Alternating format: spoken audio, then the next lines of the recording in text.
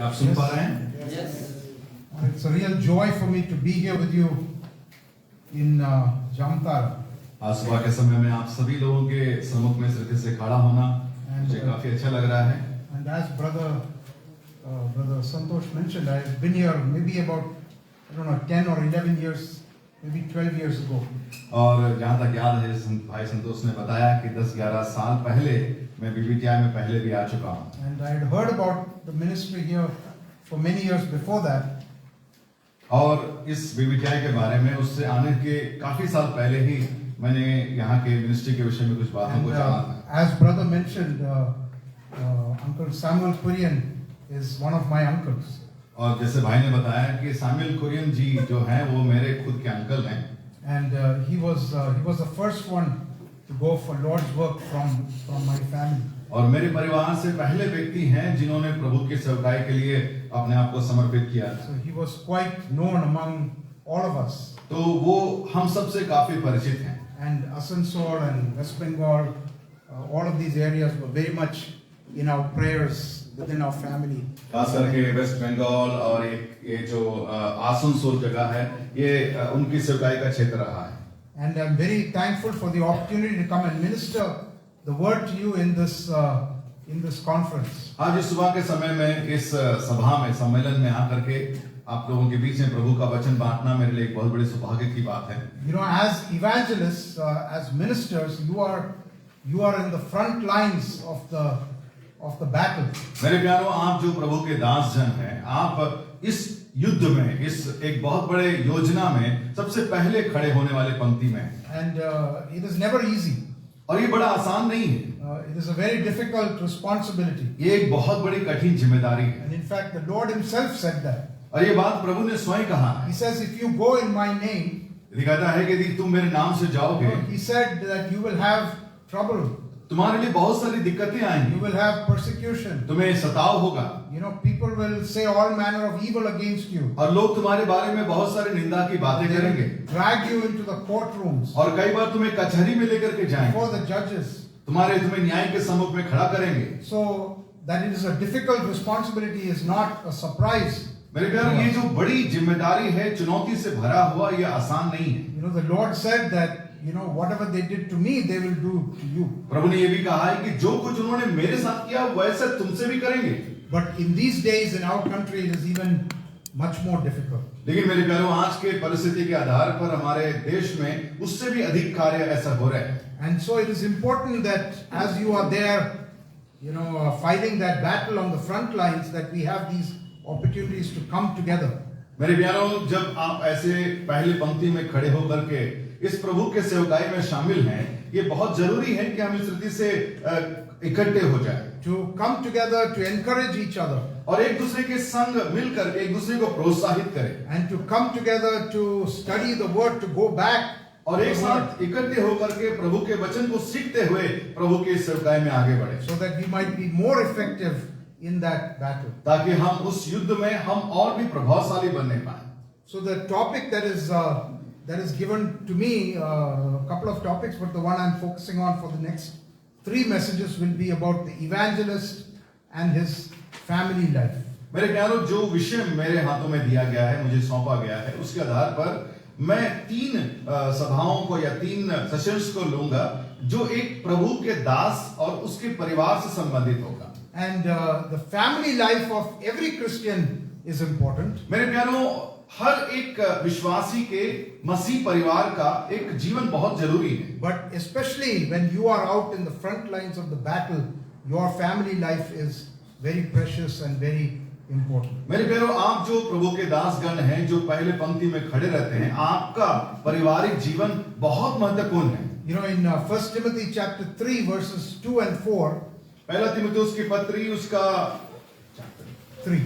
उसका 3रा अध्याय। So in this passage, Paul is addressing the qualifications of elders. और इस भाग में पौलुस विशेष करके एक प्राचीन के जीवन की योग्यताओं को बता रहा है। So sometimes we come to that passage and we say, oh, I am not an elder, so it doesn't apply to me. कई बार ऐसा होता है कि हम उस भाग को पढ़ते हैं और कहते हैं कि भाई हम तो एल्डर नहीं है, प्राचीन नहीं है, तो ये भाग मेरे लिए लागू नहीं होता I है। do not have any desire to be elder, so it doesn't apply to me. और मैं तो कोई एल्डर बनना चाहता भी नहीं हूं, तो मेरे साथ ये लागू नहीं होता है। But you know, when you look at what Paul says, लेकिन यदि आप देखेंगे कि इस भाग में पौलुस हमें क्या सिखाना चाहता है, whatever he has said there, वहां पर जो कुछ उसने कहा है, all those qualities, वो सारी योग्यताएं, everything is mentioned elsewhere as being something that every believer should strive for. मेरे प्यारे, वही सारी बातें पौलुस अलग जगह पर एक विश्वासी के जीवन में भी होना चाहिए, इस बात को प्रकट So करता है। elder is nothing more than another believer,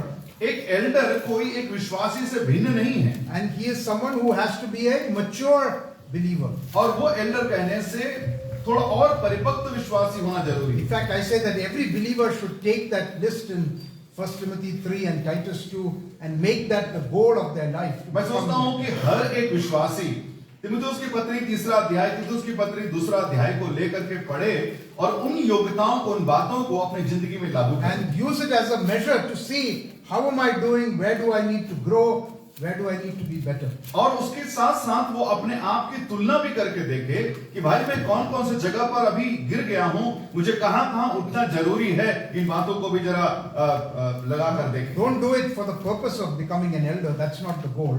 ऐसा नहीं कि केवल हमें एल्डर बनना है, इसके लिए हमें ऐसा करना है, No, but because this is what God desires of every mature Christian. परंतु ये बात है क्योंकि परमेश्वर की इच्छा है कि हम एक परिपक्व विश्वासी बने। And if then you become an elder, God calls you to that ministry, then so be it. और अगर प्रभु आपको उसके सेवकाई के लिए बुलाता है एक एल्डर के तौर पर, आप उसके लिए बढ़ सकते हैं। So when God and when we think of evangelists, of course these qualifications, whether we know that evangelists perform many functions in the local church, especially in pioneering fields. मेरे प्यारों, ये सारी बातें एक सेवक के जीवन में भी बहुत ज्यादा लागू होती है, विशेष करके जब वो एक नए क्षेत्र में जाकर प्रभु के कार्य को आरंभ In करता है। fact, I don't particularly like the term evangelist, or it's too limited. मैं सोचता हूँ पर व्यक्तिगत तौर पर कि इवेंजलिस्ट जो शब्द है ना, उतना काफी नहीं है। So I like that you have called it ministers meet, not evangelists meet. और मुझे बड़ा अच्छा लगा क्योंकि यहाँ पर लिखा हुआ है मिनिस्टर्स मीट, इवेंजलिस्ट मीट बोल करके नहीं लिखा। So an evangelist is an evangelist. एक इवेंजलिस्ट कहने से एक प्रचारक जो प्रचारक है, But evangelist is also a pastor or a shepherd. लेकिन एक प्रचारक कहने से वो एक पास्टर, प्रभु का दास है, और एक एल्डर भी है, प्राचीन भी है, And evangelist is doing the work of preaching and teaching.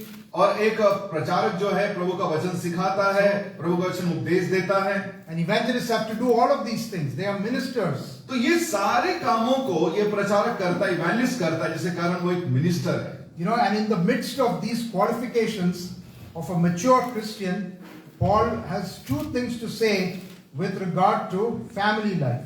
मेरे प्यारों, ये सारी बातें जो भी बताया गया है तीमुथियुस की पत्री में, पौलुस इन बातों को बताते हुए कुछ ऐसे बातों को वो हाईलाइट करता कहता है पारिवारिक से संबंधित बातों को। Okay, in verse 2 he says that an elder overseer must be blameless and the husband of one wife. देखिए उसके दूसरे पद में क्या लिखा गया है, यह आवश्यक है कि अध्यक्ष निर्दोष और एक ही पत्नी का पति, संयमी, सुशील, सभ्य, Just a husband of one wife. Okay. And then in verse 4 again it says that he must be one who rules his own house well, having his children in submission with all reverence. For if a man, verse 5, for if a man does not know how to rule his own house, how will he take care of the church of God? देखिए चौथे पद और पांचवें पद में ऐसा लिखा है, अपने घर का अच्छा प्रबंध करता हो और अपने बाल बच्चों को सारी गंभीरता से अधीन रखता हो। जब कोई अपने घर ही का प्रबंध करना ना जानता हो तो परमेश्वर की कलीसिया की रखवाली कैसे करेगा? Okay, he has to be the husband of one wife. सबसे पहली बात, वो अपने पत्नी का एक ही पति हो। Okay, now the way that is worded, it is not quite capturing the essence of it. लेकिन इसका जो मुख्य बात को हम समझना जरूरी है। Okay, husband of one wife is not a legal requirement. देखिए यहाँ पर जो बताया गया है एक ही पत्नी का पति हो, ये एक लीगल रिक्वायरमेंट को नहीं बताता है। Okay, it is not just I can be married to one woman ऐसा नहीं कि केवल एक औरत को शादी करना, Okay, I can be married to one woman and you can say that I am a husband of one wife. That is a legal requirement. देखिए लीगल रिक्वायरमेंट के आधार पर, जो नैतिकता के आधार पर एक पुरुष एक स्त्री के साथ में ब्याह कर लेगा। But what this the words that's used there is not husband of one wife, but you are a one woman man. यहाँ पर जो मुख्य रूप से बताया गया है, एक ही पत्नी का पति हो का मतलब होता है आपके जिंदगी में एक ही स्त्री हो, Okay, एक ही स्त्री का पुरुष। That means, see, I can be married to one woman, ऐसा हो सकता है कि आप एक स्त्री से ब्याह but कर my लें, eyes could be on many women. लेकिन ऐसा भी होने की संभावना है कि आपकी आंखें बाकी बहुत सारी औरतों पर लगी रहे। I could be lusting after many other women. हो सकता है कि दूसरी औरतों को देख करके आप उसके ऊपर में एक गलत विचार रखते I हो। could be unfaithful in my heart to that one woman. हो सकता है कि उस औरत के प्रति आपके मन में अविश्वास योग्यता आ जाए, अनैतिकता आ The जाए। requirement here is that you are a one woman man. You are completely devoted to that one woman and only that one woman. यहाँ पर विशेष करके वचन बताने का मतलब यह है, आप एक ऐसा इंसान बने, ऐसा विश्वासी बने जो एक ही स्त्री का वो पुरुष हो। Okay, and then he says that he must manage his entire household, his family well. और उसके बाद ये भी बताया गया है कि वो अपने पूरे परिवार का प्रबंध भी करना जानता हो। And it says if a man cannot manage his own household, then how can he manage the church of God?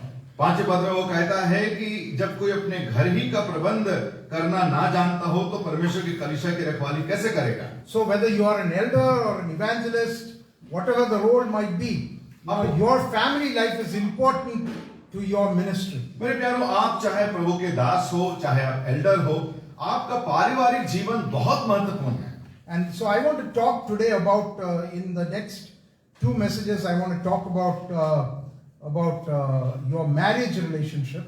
मेरे प्यारों, दो जो संदेश है, मैं आपके वैवाहिक जीवन के विषय में कुछ बातों को बताना चाहता हूं। And then the third message I will talk about children or bringing up children. और तीसरा जो संदेश है वो विशेष करके बच्चों का जो पालन पोषण संबंधित बात को बताना चाहता हूं। Okay, and you know the topic of marriage is of course very deep, very long, take a lot of time, so I will split it up into two messages. मेरे प्यारों, हमें मालूम है कि ये जो शादी का जो विषय है वो काफी बड़ा है, परंतु हम उसको केवल दो संदेशों में ही हम सुनने के लिए जाएंगे। And sadly, when we look at marriages today, even among believers, perhaps I would say especially among believers, we find that there are a lot of problems in marriage relationships. मेरे प्यारों, आज के जमाने में, आज विश्वासियों के बीच में जो ब्याह का जो विषय है उसमें काफी प्रकार की चुनौतियां, काफी समस्याओं को हम देख पा रहे हैं। And I believe that these problems are making us as believers ineffective in our witness. और कहीं न कहीं ये समस्याएं जो पारिवारिक जीवन में उभर करके आ रही हैं वो हमारे सेवकाई को भी काफी ज्यादा प्रभावित कर रही है। Okay, it is making us less effective because people are not seeing anything different, whereas that is what God intended, that we should be different. क्योंकि हमारे जिंदगी में परमेश्वर की इच्छा है कि हम कुछ नया करें, कुछ नया जिए। ये सारी जो समस्याएं हैं, पारिवारिक समस्या हमारे जीवन को निरंकुश कर दे रही है और काफी ज्यादा प्रभावित कर रही है। So when we come to Ephesians chapter 5, where which teaches on this subject, जब हम एफिसियों की पत्री उसके 5वां अध्याय में आते हैं जो इस विषय के विषय में और ज्यादा बताता है, and I'm going to dwell mostly on that passage and then a couple of other ones. और मैं चाहता हूं कि हम थोड़ा उस भाग की ओर ध्यान करेंगे, उसके अलावे और भी कुछ भाग की ओर ध्यान And I करेंगे। want to draw out some principles regarding marriage. और मैं वहां से कुछ सिद्धांतिक बातों को, विवाह से संबंधित कुछ सिद्धांतिक बातों को हम सीखेंगे। And these are principles that I have seen. You know, I work with couples who are before they get married, after they get married.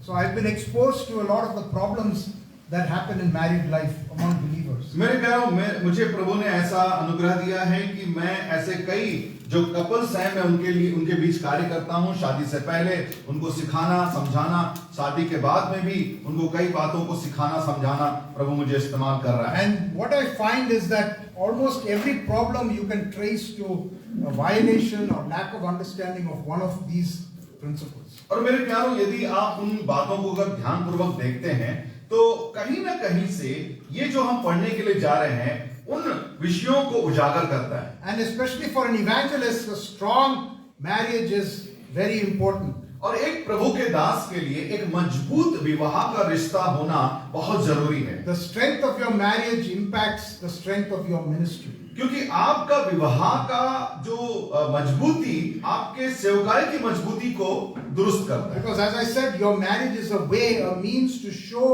the gospel in action in your life to others. मेरे प्यारों, ये जो विवाह का जो संबंध है, ये आपके जीवन को इस कदर प्रभावित करता है जो आपके सेवकाई में भी देखने को मिले। And husbands and wives working together is much more effective than being alone. मेरे प्यारों, एक पति और पत्नी दोनों मिल करके प्रभु की सेवकाई करना अकेले सेवकाई करने से काफी ज्यादा प्रभावित करता And है। the third thing that makes it third point of why it's so important, especially for evangelists, is that Satan can use a bad marriage to attack the testimony of the Lord Jesus Christ. मेरे प्यारों, एक गलत विवाह का रिश्ता आपके सेवकाई को इस कदर प्रभावित करेगा जिससे कि मसीह के नाम की भी निंदा होती है। You know, it is such a grieving thing that in recent years we have heard of well-known servants of God who are laboring, who have fallen into sexual sin. मेरे प्यारों, पिछले दिनों में ऐसे कई प्रभु के दासों के बारे में जानकारी मिलती है कि वो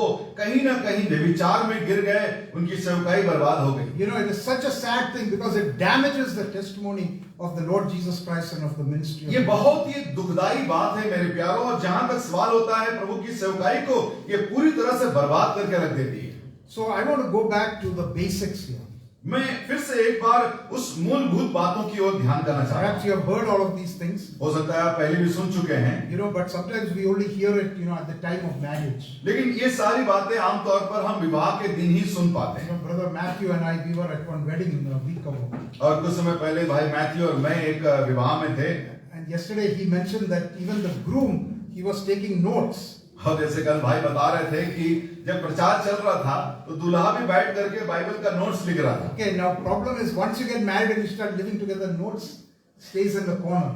और एक बार जब शादी हो जाए और उसके बाद अपना जीविका आरंभ होता है तो उनका नोट्स कहीं किनारे में फेंक दिया जाता You है। know, the notes are forgotten and there is big problem in the marriage. और ये सारे नोट्स बाइबल स्टडी सब कुछ छोड़ दो, अब वो दोनों के बीच में कई प्रकार की समस्याएं उत्पन्न हो जाती हैं। I'm not talking about that young brother.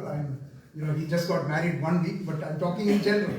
मैं उस विवाह की बात नहीं कर रहा हूँ जो पिछले दिनों में जो हम लोगों ने अटेंड किया था, परंतु मैं एक साधारण तौर पर बता रहा हूँ। You know, we are very concerned about so many things related to marriage. मेरे प्यारों, हम विवाह से संबंधित बहुत सारी बातों पर हम अच्छी तरह से जानते हैं। Concerned about the person we are marrying. हमें मालूम है हमें किसे विवाह करना है You know, how do they look? और कैसे दिखना चाहिए, What is their qualification? उनके योग्यता कैसी होनी Their चाहिए, job. उनके पास नौकरी होना We है। are concerned about who should conduct our wedding. और ये भी हम ध्यान रखते हैं कि हमारी शादी को कौन कंडक्ट You करेगा। know, people have this idea that depending on who does the wedding, the blessing will be more. और ऐसा भी माना जाता है कई लोगों की कौन हमारी शादी करवा रहा है, किसके द्वारा शादी करवाने से ज्यादा आशीर्वाद मिलेगा। They will even change the date to make sure that this particular brother, you know, well-known brother is there to conduct the wedding. कई लोगों तो अपने शादी का डेट को उस महान प्रभु के दास के जब वो अवेलेबल है उसके अनुसार वो रखते हैं। You know, none of those things are in scripture. मेरे प्यारे, वो सारी बातें वचन में नहीं है। Okay, let's go back to the basics in scripture. लेकिन अगर हम मूलभूत बातों की ओर आते हैं, So I सिद्धांतिक want to- बातों की ओर आते हैं, I want to give you 8 principles from scripture. मैं 8 ऐसे जो सिद्धांतिक बातों को आपके सम्मुख में आज बताना चाहता हूँ। Yesterday night, many of you were not here. Brother Matthew said that some preacher, he said he had 7 points. और भाई मैथ्यू ने कल बताया था कि किसी भाई के पास 7 पॉइंट्स थे। You know, and after 3 or 4, he said, I'm tired, so I'm going to sit down and continue. तो वो प्रचारक ने बोला कि भाई मैं बहुत थक गया हूँ, 3 पॉइंट मैंने बोल दिया, मैं बैठ करके प्रचार करता हूँ। And then somebody in the audience said, okay, then we will lie down and listen to the rest of your तो points. जितने सुनने वाले लोगों ने बोला ठीक है भैया आप बैठ करके प्रचार करो, हम सोते सोते सुनते हैं। Okay, so anyway, when you hear 8 points, don't worry, that is 8 points over 2 messages. जब आप 8 पॉइंट को सुनेंगे आप घबराना नहीं, क्योंकि ये 2 अलग अलग संदेशों का I है। will finish on time. मैं समय पर समाप्त करूंगा। Okay, so what are these? These are basic principles related to marriage. ये जो कुछ मूलभूत बातें हैं जो विवाह से संबंधित हैं, So I want you to take notes of these points. और मैं चाहता हूं कि आप इस नोट्स को भी आप लोग लिख लें। But as brother reminded us yesterday, you know, it is not about acquiring knowledge in your head. और जैसे कल भाई ने बताया कि ये केवल आपके दिमाग में रखने के लिए नहीं है No. कि हमको ये जानकारी मिल You know, गई। I assume many of you are married. मैं जानता हूं कि आप में से अधिकांश लोग शादीशुदा हैं। We have some young people here, young sisters. You know, you will probably get married at some point. कुछ अविवाहित लड़के लड़कियां भी हैं, परंतु वो भी कल शादी करेंगी। Okay, these are good principles for you to keep in mind before you get married. और ये सारी जो सिद्धांतिक बातों को अपने मन में रखना शादी के पहले ही। So let's look at them one by one. आइए हम एक एक करके इन बातों को ध्यान So दें। the first principle is based on Ephesians 5 and verse 32. इफिसियों की पत्री 5वां अध्याय और उसका 32 पद की ओर हम जरा ध्यान करेंगे। यह भेद तो बड़ा है, पर मैं यहाँ मसीह और कलीसिया के विषय में कहता हूँ। Okay, I speak concerning Christ and the church. और यहाँ पर लास्ट जो लाइन लिखा हुआ है, मैं ये बातें मसीह और कलीसिया के विषय में कहता हूँ। So first point is this, that the Christian marriage has a unique purpose compared to all other marriages, a unique purpose. मेरे प्यारों, याद रखना सबसे पहली बात जो है, मसीह विवाह का एक अनोखा अनोखा उद्देश्य है। Okay, and this is unique in that no other marriage, non-Christian marriages do not have this purpose. देखिए, दुनिया में जितनी भी शादियां होती है, वो सारी शादियों का के पीछे ऐसा उद्देश्य नहीं है। Only a Christian marriage between one believer and another believer has this purpose. केवल और केवल मसीही जो विवाह होती है, उसमें एक विश्वासी दूसरे विश्वासी से विवाह करता है, उसके पीछे एक खास उद्देश्य होता है। And that purpose is to reflect the relationship between Christ and the church. और वो जो रिश्ता है, वो जो उद्देश्य है, वो मसीह और कलीसिया से संबंधित है। You know, now all marriages, marriage as a whole, marriage as an institution was ordained by God. हमें मालूम है कि विवाह का जो इतना बड़ा कार्य ये परमेश्वर के द्वारा आरंभ किया And if you go back to Genesis, you see God gave some purposes for marriage that were explained to us in Genesis 2. उत्पत्ति के पुस्तक उसके दूसरा अध्याय को यदि हम देखते हैं, परमेश्वर विवाह के उद्देश्यों को वहां पर भी उजागर करता है। Okay, one purpose was to meet the need of companionship. और एक उसमें से उद्देश्य था कि विवाह का उद्देश्य यह था कि उस जीवन साथी के आवश्यकताओं को पूरा To करना। have a helpmeet, someone has to be a partner, a companion. कहने का मतलब होता है उसकी सहायक के रूप में, उसकी मदद करने के लिए। Okay, another purpose we find in Genesis 1:28, which is procreation or having children. दूसरा उद्देश्य जो विवाह का, हम उत्पत्ति 1 अध्याय 28 के अनुसार हम पढ़ते हैं कि बच्चे जन्ना, अर्थात जो संसार में ये बच्चे जन्ना और अपने खानदान को बड़ा करना। Okay, and it says, be fruitful and multiply and fill the earth and subdue. This was a command given to man before the fall. तो ये परमेश्वर अपने आदम और हवा को ये आज्ञा में दिया कि वो गिरावट से पहले ही कि वो और अधिक बढ़ते जाएं। Perhaps a third purpose is to fulfill the sexual needs that God Himself has placed within us. तीसरा जो विवाह का एक मुख्य उद्देश्य को वहां पर उजागर किया गया उत्पत्ति में, वो है एक जीवन साथी का उसके सेक्सुअल आवश्यकताओं को भी पूरा करना। Yeah, that is not in Genesis, but you can find it in 1 Corinthians 7.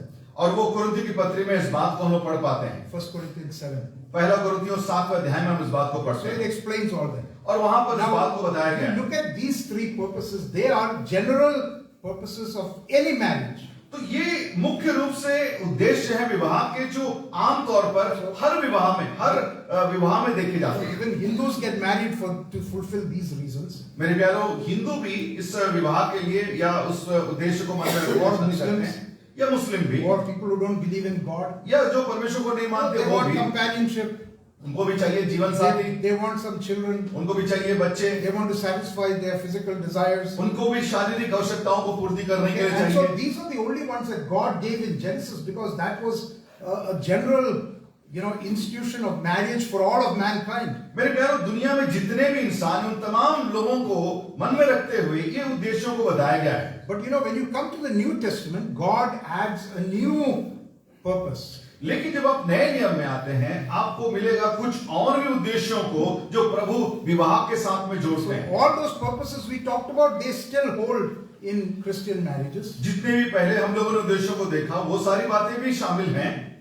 But he says that once you are a believer in Christ, you have an additional, very important purpose. लेकिन जैसे ही आप एक विश्वासी बन जाते हैं, आपके जीवन में कुछ विशेष उद्देश्यों को परमेश्वर जोड़ देता है। And that is that your marriage should reflect the relationship between Christ and the church. आपका विवाह मसीह और कलीसिया को दर्शाता है। It should show to the unsaved world, unsaved people, the impact that the gospel can have on the life of a person in marriage. मेरे प्यारों, परमेश्वर ये चाहता है कि जो विवाह का रिश्ता है वो हमारे सुसमाचार के कार्यों पर, हमारी सेवकाई पर भी प्रभाव डाले। So what does this mean to reflect relationship between Christ and the church? इसका मतलब क्या होता है कि मसीह और कलीसिया के उस संबंध को दर्शाना। So we just need to go back and say and look at what is the relation, what are the characteristics of the relationship between Christ and his church. तो हम देखेंगे कि मसीह और कलीसिया के बीच के जो संबंध है उसमें क्या-क्या गुण पाए And जाते we हैं। see that Christ's love for the church and his acceptance of the sinner is unconditional. क्योंकि हम देखते हैं कि मसीह जो कलीसिया को या एक इंसान को जब चुन करके अपने कलीसिया में जोड़ता है, उसका प्रेम एक बिना शर्त का है। You know, marriage partners, husband and wife, are to accept each other unconditionally. और वैसे ही एक पति और पत्नी बिना शर्त के एक दूसरे को स्वीकार करना अनिवार्य Then है। we see that Christ's relationship with his church is permanent, it cannot be broken. एक और बात को हम देखते हैं कि मसीह और कलीसिया के बीच का जो संबंध है वो कभी टूटता नहीं है, वो हमेशा के लिए So है। marriage, Christian marriage is supposed to be permanent. इसका मतलब ये होता है कि विवाह जो मसीह विवाह है वो परमानेंट होना चाहिए, वो कभी टूटना नहीं चाहिए। You know, and then Christ builds up the church in purity and to make to be more like him and his nature. दूसरी बात जो हम पढ़ते हैं मेरे प्यारों, मसीह कलीसिया को एक सिद्धता की ओर तैयार करता है, वैसे ही हमारे विवाह के विषय में भी देख पाते हैं। So reflecting the relationship between Christ and the church means to portray the gospel through your family life. कहने का मतलब है मेरे प्यारों, विवाह के द्वारा ये मसीह और कलीसिया के बीच के संबंध ऐसे हो ताकि इसके द्वारा सुसमाचार का कार्य दुनिया में फैले। And this is a very important core principle. और ये बहुत ही प्रमुख एक सिद्धांत को You know, बताता है। your marriage is not just about two people.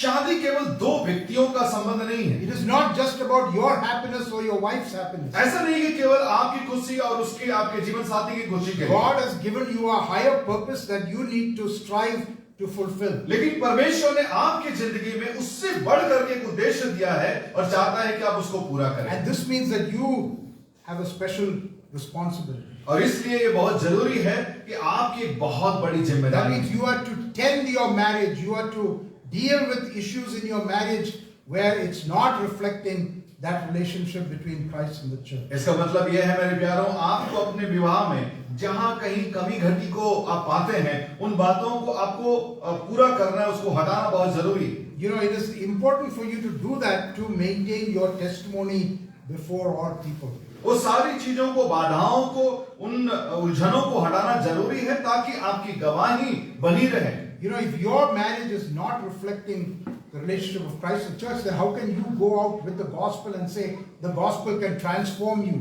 यदि मान लीजिए आप और जो मसीह आपका विवाहिक जीवन मसीह और कलीसिया के रीति से एक सही ढंग से नहीं चलता है, तो आप कैसे दूसरों को जा करके उन वचनों को बता करके प्रभावित कर So पाएंगे? you are not just to get married to have companionship. ऐसा नहीं कि आप केवल शादी करें कि ताकि आपको एक जीवन साथी You are मिल not जाए। just to get married because that's what everybody does when they reach some age. ऐसा नहीं कि आपका उम्र हो गया इसलिए आप शादी कर लें। It is not that you have to get married just to have children. केवल इसलिए शादी ना करें ताकि आपके बच्चे हो। Okay, it is not that you should get married just so somebody is there to take care of all your physical needs.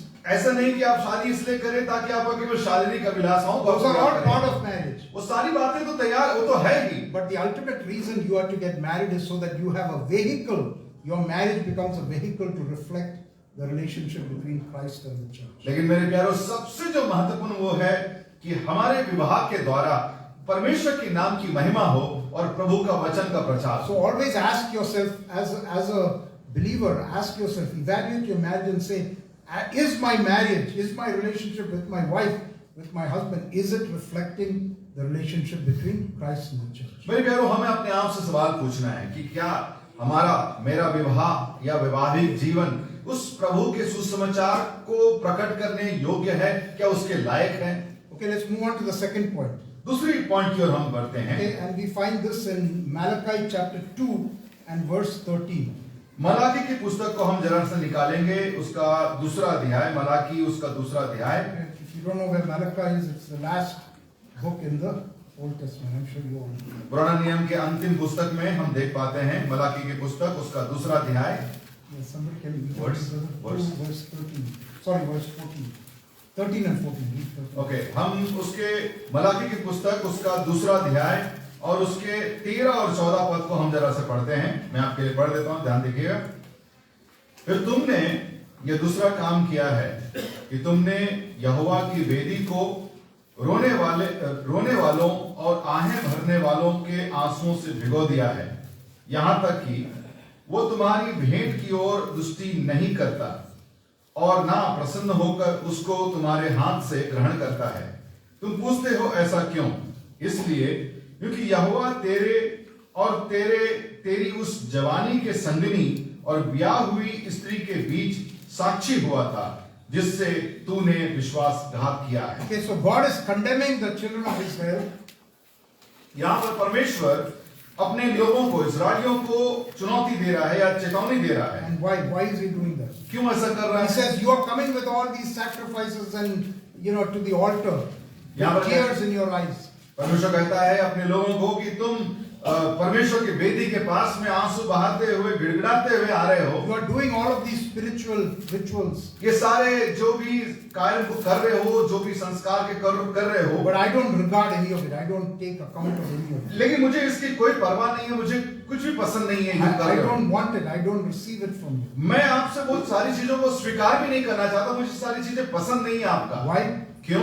Because you have dealt treacherously with the wife of your youth. क्योंकि 14 पद में कहता है मुझे इसलिए पसंद नहीं है क्योंकि तुमने अपनी पत्नी के साथ सही नहीं किया। Yeah, and then at the end of verse 14 he says this, yet she is your companion and your wife by covenant. देखिए यहाँ पर जो 14 पद में कहता है वो तुम्हारी संगनी ब्याह हुई स्त्री के बीच साक्षी हुआ है। Okay, so the second principle is this, that the Christian marriage is an unconditional permanent covenant. दूसरी बात को आप जरा ध्यान से देखना, मसीही विवाह बिना शर्त के एक हमेशा के लिए टिकने वाला एक वाचा है। Okay, it is a covenant. एक वाचा है। Okay, is that the right word for Yeah. covenant? Okay, good. Okay, and it's important to understand, it is a covenant, not a contract. एक कॉन्ट्रैक्ट नहीं है, परंतु एक वाचा है जो हमेशा के लिए रहना है। Think of God's covenant with Abraham. It was unconditional. देखिए आपको पता होगा अब्राहम ने परमेश्वर ने अब्राहम के साथ जो वाचा बांधा और वो वाचा सदाकाल के लिए था। Now God had some conditional covenants also. उसके अलावे भी परमेश्वर के पास ऐसे बहुत सारी शर्तें थी, Like the Mosaic covenant. जैसे मूसा के साथ में जो वाचा If you था। do these things, then I will bless you. If you don't do these things, I will pass judgment. परमेश्वर ने कहा मूसा से कि ये सारी चीजों को जो तुम करोगे तो मैं तुम्हें आशीष दूंगा, यदि नहीं करोगे तुम्हें श्राप मिलेगा। But the Abrahamic covenant was not like that. लेकिन अब्राहम के साथ जो वाचा बांधा था परमेश्वर, वो ऐसा नहीं था। Let's look at Hosea chapter 3 verse 1. होशे की पुस्तक उसका 3रा अध्याय और उसके 1 पद की ओर हम जरा से ध्यान करेंगे। वो होशे की पुस्तक उसका 3रा अध्याय और उसका 1 पद, यहाँ लिखा है, Yeah, please. पर यहोवा ने मुझसे कहा, अब जाकर एक ऐसी स्त्री से प्रीति कर जो व्यभिचारिणी होने पर भी अपने प्रिय की प्यारी हो, क्योंकि उसे भांति यद्यपि इस्राएली पराये देवता की ओर फिरे और दाग की टिकिया से प्रीति रखते हैं, तो भी यहोवा उनसे प्रीति रखता है। Yeah, it says that the Lord loves the sons of Israel though they turn to other gods. देखिए यहाँ पर परमेश्वर कहता है कि परमेश्वर के लोगों ने परमेश्वर को पीठ दिखाया और दूसरे देवताओं की पूजा करने लगे, उसके बावजूद भी परमेश्वर के प्रेम में कोई कमी नहीं आई। Israel did not keep its conditions in the covenant. इस्राएलियों ने अपने वाचा का पालन नहीं किया। Their condition was to be obedient to God. उनका वाचा था कि वो परमेश्वर के प्रति आज्ञाकारी रहें। Yet God's covenant relationship with them was such that He continued to love them. लेकिन परमेश्वर का वाचा उनके साथ कुछ इस कदर था कि उनके गलत होने के बावजूद भी परमेश्वर के प्रेम उनके प्रति कम नहीं हुआ। You come to the new covenant. यदि आप उसके नए वाचा की ओर आते हैं, The covenant of Christ with us. जो मसीह के साथ हमारी वाचा बंदी है, is unconditional. ये एक बिना शर्त का है। Once we enter into the covenant relationship through believing in the, trusting in the work of Christ, He will never throw us away. He will never cast us out. मेरे प्यारे, इस वाचा के तहत एक व्यक्ति जब प्रभु के साथ बंध जाता है, उसके साथ नया जीवन पाता है, वो हमेशा के लिए वो वाचा उसके जीवन में It says that if we sin and we confess our sins to Him, He is faithful and just to forgive us. हम बाइबल में इस बात को पढ़ते हैं कि यदि कोई इंसान पाप करता है, विश्वासी पाप करता है, यदि वो अपने गलतियों को मान लेता है, तो वचन में लिखा हुआ है कि वो उसको क्षमा करने, उसको हर प्रकार के पापों से शुद्ध करने के लिए तैयार है। A covenant relationship or covenant marriage means that you are to love the other person regardless of what they do or do not do. देखिए, एक वाचा का ब्याह परमेश्वर के लोगों के लिए, इसका मतलब यह होता है कि अगला व्यक्ति कैसे भी क्यों ना हो, परंतु आपका रिश्ता उसके साथ कभी टूटता नहीं। It means that when your wife who you married, she looked beautiful, after a few years she doesn't look beautiful, you can say, oh, she's not beautiful anymore, I don't love her anymore. उदाहरण के तौर पे मान लीजिए कि आपने अपने पत्नी को देखा, बहुत सुंदर है, ब्याह कर लिया, 2 साल 3 साल हो गए, अब उसका सुंदरता चला गया। इसका मतलब ऐसा नहीं है आप बोले कि भाई अब उसकी सुंदरता नहीं रही तो मैं उसको प्यार नहीं करूंगा। Or I had all these expectations that she would do this and this and this and she didn't do it, so I don't want to be married to her. वो हो सकता है कि कई बार आपके मन में कुछ ऐसी बातें हो जाए कि चलो भाई, मैंने मन में सोचा था कि मेरा जीवन साथी ऐसा करेगा, वैसा रहेगा, ये करेगा, वो करेगा, अब वो ऐसा नहीं कर रहा है, इसलिए मैं उसको छोड़ देता हूं। It is a covenant, not a contract. ये एक कवनेंट है, मतलब एक वाचा है, ना कि एक कॉन्ट्रैक्ट है। What is a contract? Contract का मतलब क्या होता है? In my job when I was doing, we used to do a lot of contracts with customers. देखिए, कॉन्ट्रैक्ट, जब मैं नौकरी करता था, जब हम बहुत सारे ऐसे कस्टमर्स आते थे, ग्राहक थे, उनके साथ हमारा कॉन्ट्रैक्ट होता था। Contract would have some 30, 40, 50 pages, sometimes 100 pages. कई बार 50 पन्नों का, 60 पन्नों का, 100 पन्नों का कॉन्ट्रैक्ट लिखा हुआ सब कुछ होता There था। are a lot of terms. उसमें बहुत सारी शर्तें शामिल थी। And it says, this is what you will do. Here are 100 things you have to do. देखिए, ये करना है आपको, ऐसे करना है, ये सारी बातें उसमें विस्तार से लिखा गया है। In order for me to do this, here are all the things that you have to do. और ये सारी बातें मैं आपके लिए करूंगा, ये सारी बातें आप मेरे लिए करोगे। Then there is a clause called termination clause. और दूसरा भी कुछ ऐसी बातें थी जो क्लॉज जिसको बोलते हैं कि अगर नहीं हुआ तो उसको तोड़ दिया जाए। We can break the contract. इसका मतलब होता है कि अगर मान लो अगला व्यक्ति ने नहीं किया वो काम, तो आप कभी भी उस कॉन्ट्रैक्ट को तोड़ सकते This हैं। is how we are going to break it if we decide to break it. यदि आप चाहते हैं कि कभी उसको तोड़ देना, कॉन्ट्रैक्ट को छोड़ देना, आप कर सकते हैं। There is a clause called termination for cause. और उसमें बताया गया है ऐसे जो कार्य, जो टर्मिनेशन मतलब उसको छोड़ देना, मतलब हटा देना। No, termination for cause. There is a reason, for some reason. Okay. You did not do the work, therefore I can terminate. कहने का मतलब होता है कि आपने ये काम नहीं किया, इसलिए मैं आपको ये काम बंद करवाता हूं। But then there is another interesting clause or term. दूसरा कुछ शर्त ऐसा भी है, It is called termination for convenience.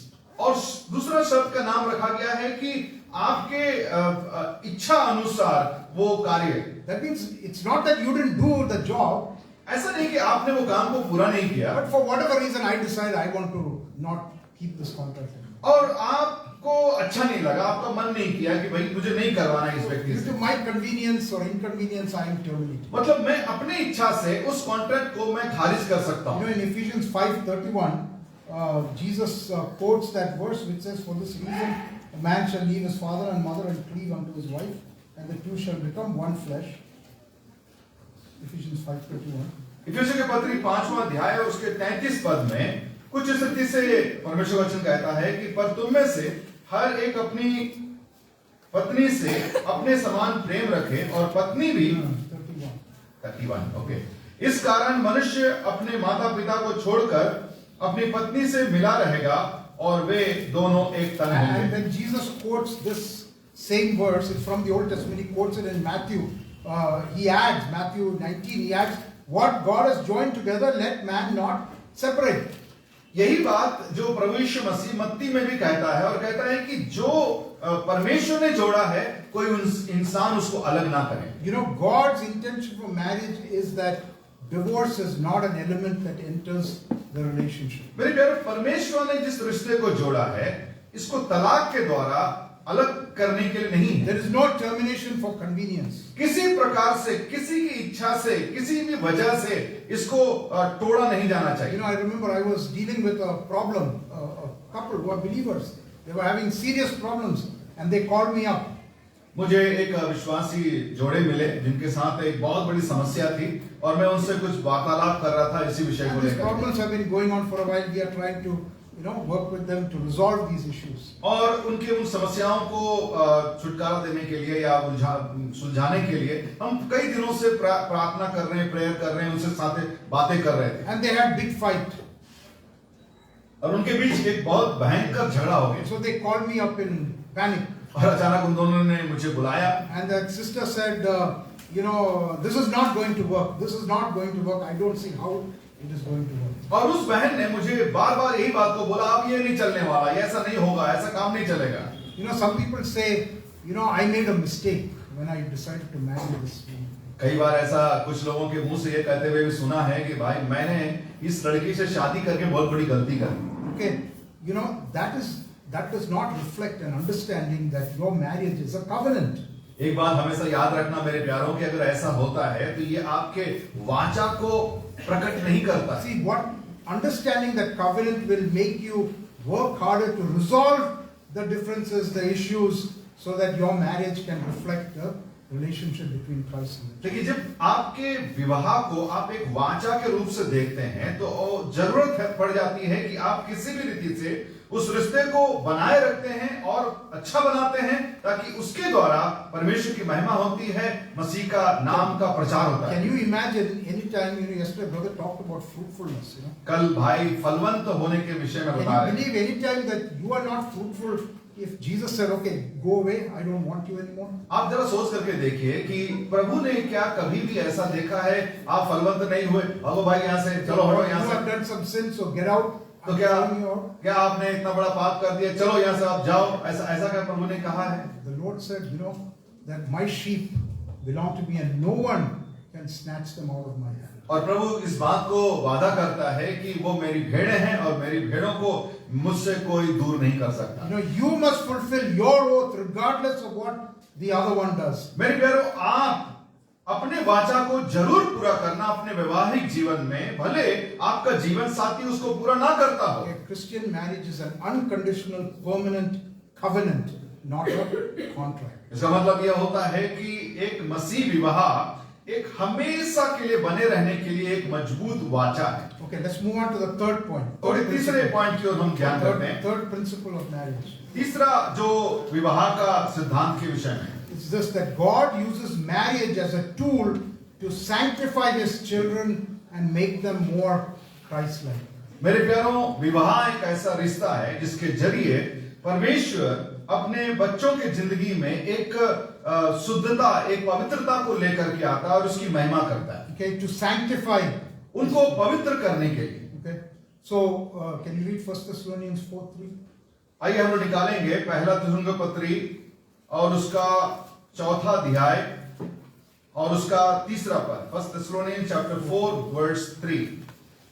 क्योंकि परमेश्वर की इच्छा यह है कि तुम पवित्र बनो, अर्थात व्यभिचार से बचे This रहो। is the will of God, your sanctification. और ये आपके जीवन में एक पवित्र होने के लिए बनाया गया एक बहुत बड़ा एक इच्छा है। So what is the sanctification he's talking about here? अब यहाँ पर पवित्रता के विषय में क्या बात को बताया गया है? The time when we are saved, when we trust in Christ, we are redeemed, okay, and we have been justified. हम जिस दिन उद्धार पाए, हम धर्मी बनाए गए, हम पवित्र किए गए, हमें संत घोषित किया गया। Okay, and then when we die, okay, and we go into the presence of the Lord, we are glorified. We will receive a glorified body. हम जब प्रभु के उपस्थिति में पहुंचेंगे, हमें एक महिमित शरीर मिलेगा, हमें प्रभु के सम्मुख में आ सकेंगे। Okay, justification is past tense of salvation. तो जो धार्मिकता हो गया वो पहले बीत गया है। Okay, glorification is the future tense of salvation. लेकिन ये जो महिमित जीवन हमें आने वाले समय में मिलने वाला है, जो भूतकाल का है। But there is a big gap between the two. लेकिन ये भविष्य काल और भूतकाल के बीच में एक बहुत बड़ा एक दूरी है। And that is your life as a believer on the earth. और ये दूरी, इस दूरी के दौरान आप इस संसार में जीवन को बिता रहे हैं। Sanctification is what is happening in the present. I am becoming daily made more and more in character like the Lord Jesus. और इस बीच के समय में, जो वर्तमान का समय है, इस बीच आप धीरे धीरे पवित्रता की ओर और परिपक्व बनते जा रहे How हैं। does God do that? कैसे परमेश्वर करता है इस काम को? You go and sit in Himalayas for 3 years and meditate. Is that how it happens? क्या आप हिमालय में जाएंगे और बैठेंगे तो आपका सब कुछ ठीक ठाक हो जाएगा? Does it happen you go to Bible school for 3 years and get BTH degree? आप बाइबल कॉलेज जा करके बीटीएस पढ़ ले तो क्या ऐसा हो जाएगा, पवित्र हो जाएंगे? None of that causes any sanctification. Okay, maybe it will have some effect, but that is not what sanctification. मानते हैं कि उससे कुछ तो प्रभाव पड़ेगा, परंतु ये आपको पवित्र करने वाला नहीं है। No, God sanctifies us in the day-to-day course of our lives. मेरे प्यारों, परमेश्वर हमारे प्रतिदिन के जीवन में हमें धीरे धीरे पवित्र करता जाता He है sanctifies us in our relationship with the people that we love.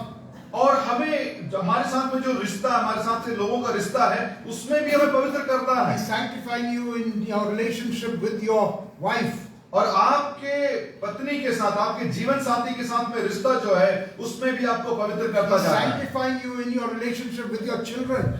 आपके बच्चों के साथ में जो संबंध है, उसमें आपको पवित्र करता जाता है। We will talk later. It says, fathers, do not provoke your children. Bible में हम पढ़ते हैं वचन में कि पिताओं को कहा गया है अपने बच्चों को रिस ना दिलाओ। When you learn to do that, then what happens? Your anger. You learn to control your anger. इसका मतलब ये होता है कि जब आप इस पद को अपने जीवन में लागू करते हैं, इसका मतलब आप अपने गुस्से को काबू करते हैं। That is sanctification. ये पवित्र करना You know, sanctification happens in my relationship with my brother in Christ. और मेरे जो मसीह में भाई हैं, उनके साथ में मेरे रिश्ते में भी पवित्रता आ It जाती is है। in the daily grind of life that we are being sanctified. प्रतिदिन के जीवन में मेरे प्यारों, हम धीरे धीरे पवित्रता की ओर आगे बढ़ते हैं। Sanctification is happening through the suffering that we endure. कई बार जीवन में उलझने आती है, समस्याएं आती है, उसके द्वारा भी परमेश्वर हमें पवित्र It करता है। happens in the illnesses and the health issues that we have. कई बार कई बीमारियों की वजह से, कई शारीरिक समस्याओं की वजह से भी परमेश्वर हमें पवित्र करता It जाता है। happens during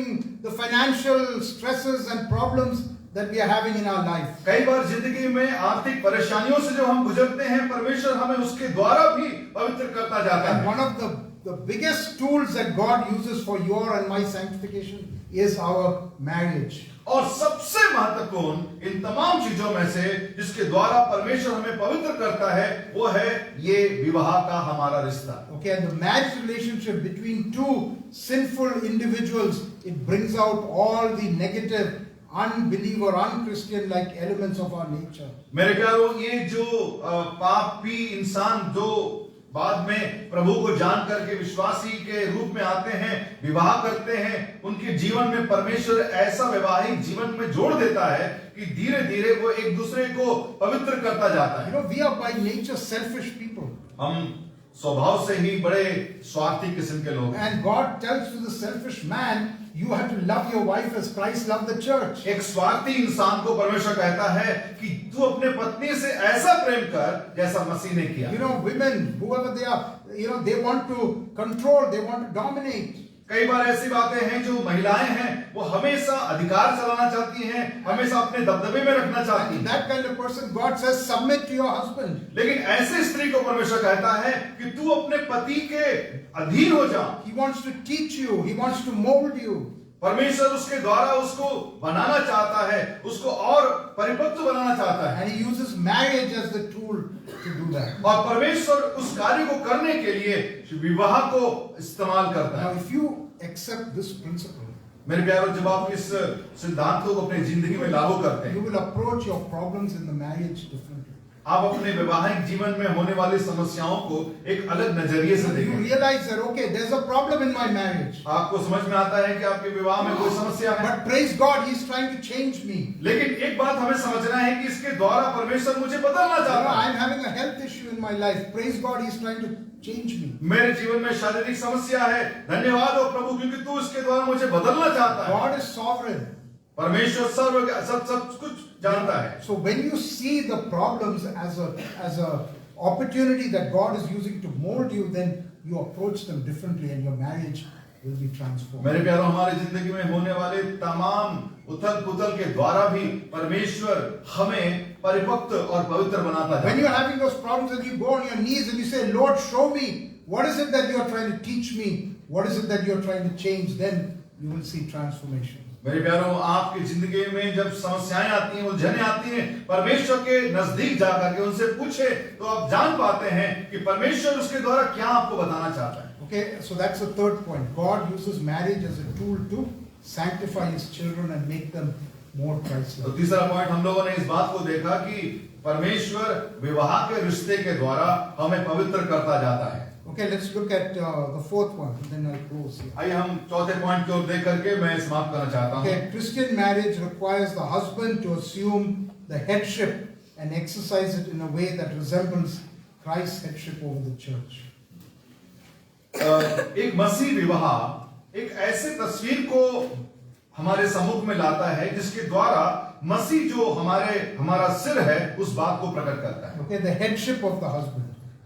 पति का अधिकार या उसका सिर। So let's look at Ephesians 5:23 and 24. आइए जरा निकालेंगे इफिसी की पत्री उसका 5वां अध्याय और उसका 23 और 24 पद को। इफिसी की पत्री 5 अध्याय और उसका 23 और 24 पद मैं आपके लिए पढ़ देता हूं, जरा ध्यान से देखिएगा। क्योंकि क्योंकि पति पत्नी का सिर है, जैसे कि कलीसिया मसीह कलीसिया का सिर है और स्वयं ही देह का उद्धार करता है। पर जैसे कलीसिया मसीह के अधीन है, वैसे ही पत्नियां भी हर बात में अपने अपने पति के अधीन रहे। So the husband is the head of the wife. यहाँ पर लिखा गया है कि पति पत्नी का सिर है। So this is a headship that is called functional headship. कहने का मतलब होता है एक ऐसा सिर या कहने का अधिकार रखने वाला एक कार्य। Every organization needs, to have a structure. हर एक संस्था का एक स्ट्रक्चर बना हुआ रहता है। Government needs a structure. चाहे वो सरकार हो, वहां पर भी ऐसे ही है।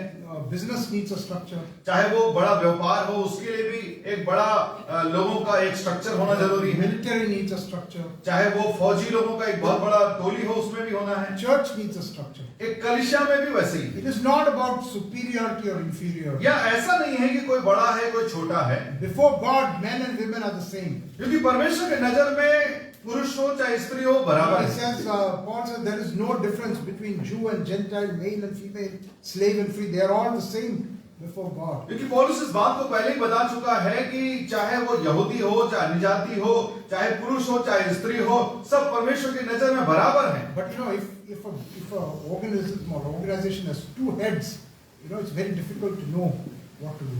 लेकिन मान लीजिए एक संस्था में दो सिर हैं, दो बॉस हैं, बड़ा मुश्किल हो जाता है उस संस्था को चलाना। We submit to the policeman who stops us on the road. देखिए अगर मान लीजिए आप सड़क पर चल रहे हैं, किसी पुलिस वाले ने आपको रोका तो हमको रुकना है। I cannot say, hey, I'm more educated than you, which I might be. हम कभी भी ऐसा नहीं बोल सकते हैं कि भैया हम आपसे ज्यादा पढ़े लिखे, हम क्यों रुकेंगे? I'm PhD. मैं तो PhD किया हूँ। What did you study? तूने क्या पढ़ाई किया है? Okay, I make more money than you. मैं तुमसे ज्यादा पैसे वाला हूँ। That may be true also. ये बात सही भी होगा। But he has the headship over me in that interaction because of his role that is given. लेकिन जो अधिकार उस पुलिस वाले को दिया है उसके आधार पर वो मुझसे बड़ा है और मुझे उसकी बात को सुनना है। Understand the husband's headship in that way. मेरे प्यारों, पति का सिर जब हम बोलते हैं उसको हेडशिप्स को बोलते हैं, उस नजरिए से एक पत्नी को देखना बहुत जरूरी It है। says the husband is the head and the wife is the body. यहाँ पर इस बात को बताया गया है कि पति सिर है और पत्नी देह है। And it says, as an analogy, it says the husband is analogous to Christ, who is the head of the church. और ये बात को भी बताया गया है कि पति मसीह को दर्शाता है जो उसका सिर है। Okay, now the husband, just as Christ is the head of the church, the husband is the head of his wife, the body. जैसे कलीसिया का सिर मसीह है, वैसे ही पत्नी का सिर पति है। Okay, now analogies are a useful tool to understand. कई बार ऐसे उदाहरणों को देने से बहुत सारी बातें बहुत आसानी समझ में आता Please है, don't take it too far. लेकिन इसको बहुत गहराई से न Don't जाने। go to your wife today and say, I am Christ. कभी भी जा करके अपने पत्नी को जा करके चिल्ला करके मत बोलना कि भाई आज से मैं तुम्हारा मसीह हूँ। You are not Christ. आप मसीह नहीं है। You can tell her to do whatever. Okay. आप चाहे जैसे भी उसको डील कर सकते हैं। Okay, but here is talking about the head and the body and the connection between the two. लेकिन मेरे प्यारो यहाँ पर मुख्य रूप से जो बताना चाहता है वो ये है, एक देह और सिर के बीच का जो एक घनिष्ठ संबंध है उस बात को। Take the human body. आप एक इंसान का शरीर को सोच लीजिए। The signals for what the body is to do, what my hands are to do, come from my head. आपके शरीर के हर एक अंगों को क्या करना है उसका आज्ञा सिर से ही आता है। And when my head gives a command and my body follows that command, then I look very good. I look coordinated. जब आपका सिर आज्ञा देता है और उसको आपका शरीर करने लगता है, आप सुकून महसूस करते हैं। But we have people who have, health problem with their bodies. लेकिन कई ऐसे भी लोग हैं जिनको कई प्रकार के शारीरिक बीमारियां हैं। The signal from the brain doesn't go through the nerves. Maybe the nerves are cut.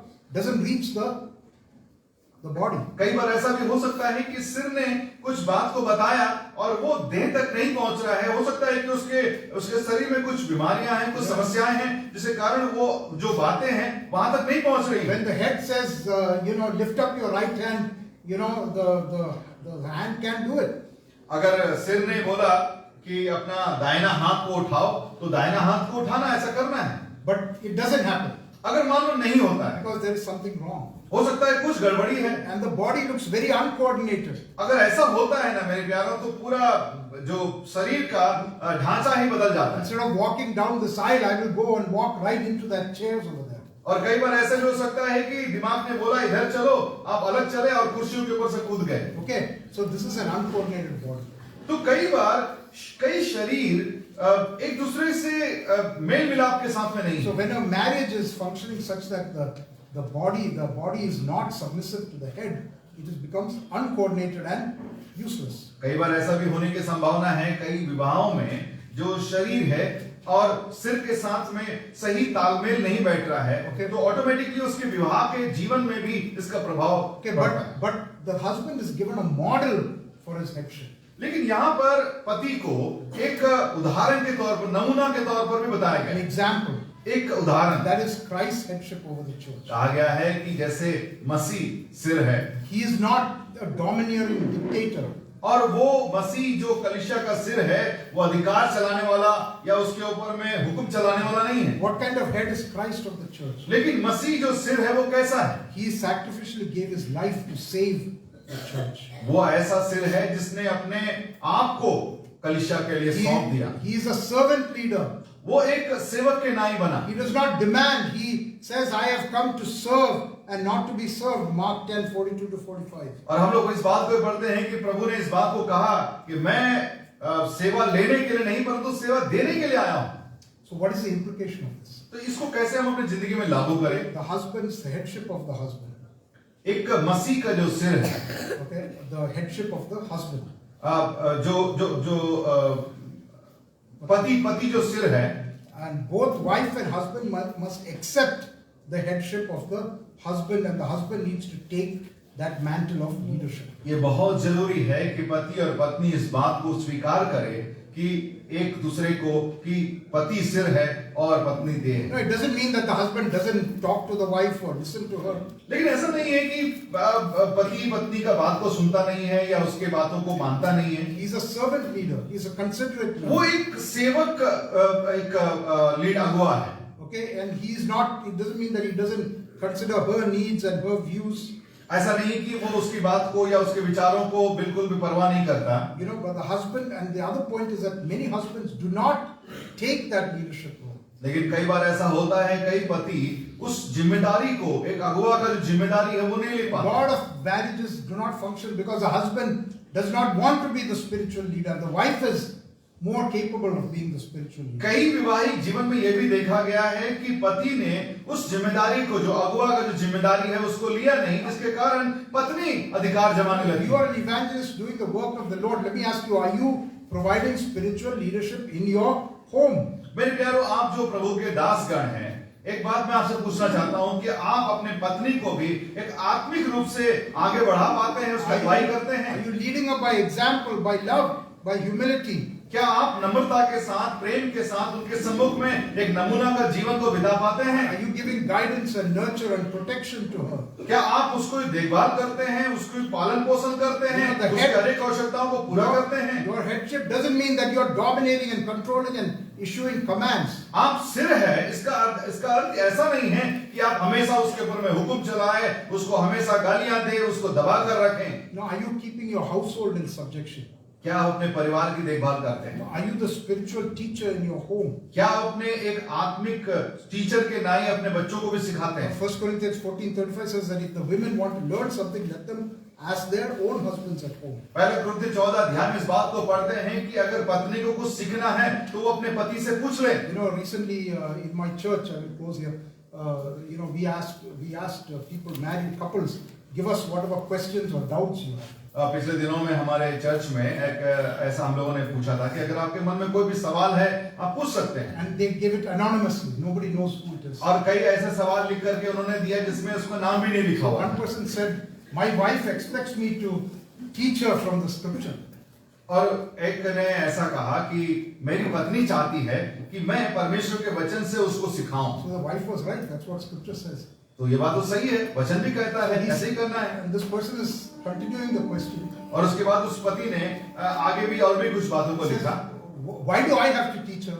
और वो कहता है कि मैं अपने पत्नी को क्यों सिखाऊं? I am working all day long. I don't have time to study and then teach her also. मैं तो सुबह से लेकर शाम तक ऑफिस में काम करता हूँ, मेहनत करता हूँ, मेरे पास समय कहाँ है कि मैं अध्ययन करूं?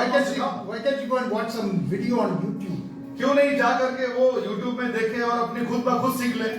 Is that the right thing? क्या ये सही है क्या? No, it says you are supposed to be this. नहीं, परमेश्वर वचन कहता है कि आपको सिखाना अपने पत्नी को। Maybe telling her, showing her something on YouTube, nothing wrong with that. हो सकता है आप YouTube से कुछ दिखा रहे हैं अच्छी बातें, तो वो गलत नहीं है। But it is your responsibility to see that she is being fed spiritually. लेकिन ये आपकी जिम्मेदारी है कि आप अपने पत्नी को आत्मिक बातों से आप उसको भरपूर कर रहे हैं। You have to make sure she is growing and maturing in Christ. आपको ध्यान रखना है कि वो आत्मिक रीति से बढ़ रही है। Okay, so let's quickly just take the 4 points. मेरे प्यारो 4 पॉइंटों को जो हम लोगों ने देखा है वो दोहरा देता हूँ। Christian marriage has a unique purpose, which is to reflect the relationship between Christ and the church. मसीह विवाह एक अनोखा संबंध है जो मसीह और कलीसिया को दर्शाता है। Christian marriage is an unconditional, permanent covenant. मसीह विवाह बिना शर्त के हमेशा तक चलने के लिए एक संबंध जोड़ा है। Okay, number 3. Number 3, God uses marriage as a tool to sanctify His children and make them more like Christ. परमेश्वर विवाह के रिश्ते के द्वारा एक दूसरे को पवित्र करता है। And 4th, Christian marriage requires the husband to assume headship and exercise it in a way that resembles Christ's headship over the church. मसीह विवाह पति जो सिर है इस बात को दर्शाता है जैसे कि मसीह और कलीसिया के बीच का जो रिश्ता है उसको पति अपने मन में रखते हुए अपनी पत्नी की देखभाल करे और उसको आगे The बढ़ाए। wife should accept the headship of the husband. और पत्नी भी उस बात को अपने जीवन में स्वीकार करने का। So I hope these will encourage you to use them to evaluate your marriage. मेरे प्यारों, परमेश्वर ऐसा करने के लिए हमारी सहायता करे ताकि हम अपने वैवाहिक जीवन को भी हम बढ़िया बना सके, अच्छा बना सके। Cover the remaining points in the next message. आने वाले समय में इस आने बाकी जो बचे हुए पॉइंट्स को भी हम देखेंगे। May the Lord be glorified. परमेश्वर के नाम की महिमा।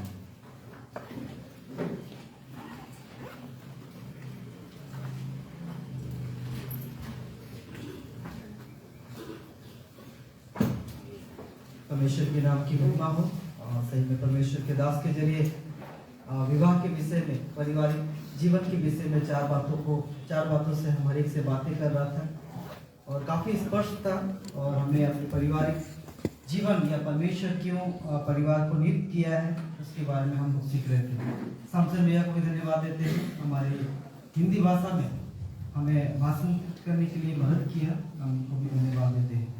हम लोग एक दो गीत गाएंगे, उससे पहले हम लोग इस सभा को, इस सेशन को हम लोग प्रार्थना के साथ हम लोग समाप्त करेंगे। मैं निवेदन करूँगा, हमारे बीच में हाबिल भैया है, दुमका से है, वो आगे आएंगे और इस सभा को, इस सेशन को प्रार्थना के साथ समाप्त करेंगे।